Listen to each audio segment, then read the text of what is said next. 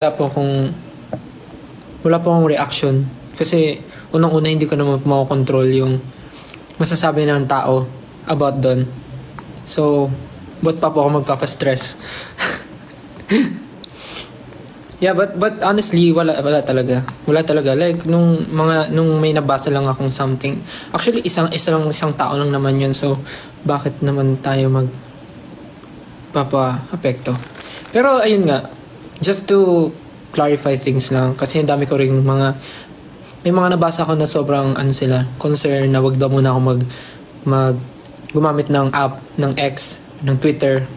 Pero for me, okay lang naman kung ano yung mabasa ko doon. Kasi unang-una nga, wala naman talaga akong magagawa sa kung ano yung tingin nila, sa kung ano yung gusto nila sabihin. Kasi unang-una sa lahat, sila yon.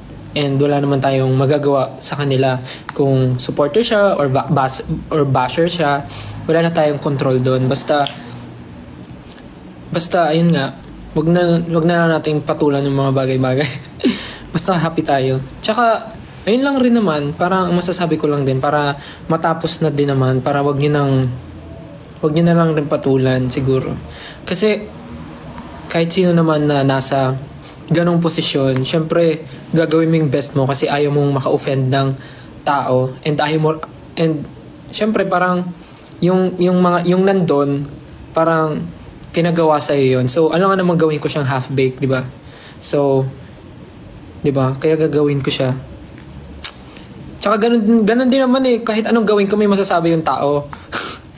Pagka inayos ko, masasabi. Pag hindi ko naman naayos, may masasabi din. Pagka nagkamali ako, may masasabi. Pag hindi ako nagkamali, may masasabi. So, at least yung gagawin ko, yung kung saan ako masaya and kung ano yung gagawin ko, yung proud ako sa ginawa ko and na-showcase ko kung ano talaga yung kaya kong gawin, di ba?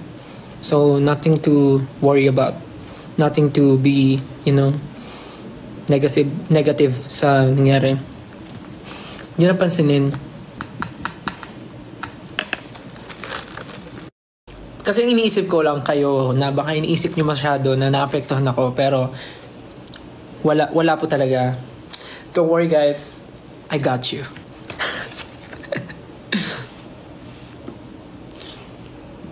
Sa dami na nating na-experience eh. Diba?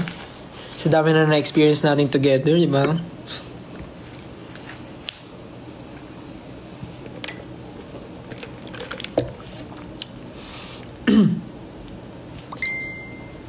Pero kasi nakakatuwa rin naman kasi talaga, like, actually natutuwa ako sa inyo kasi grabe kayo talaga, like, I really appreciate everything, yung care, yung mga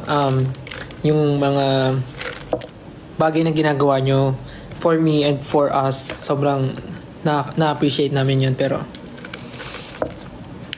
parang kami rin gusto namin sabihin na chill lang din kayo kasi we're here for each other.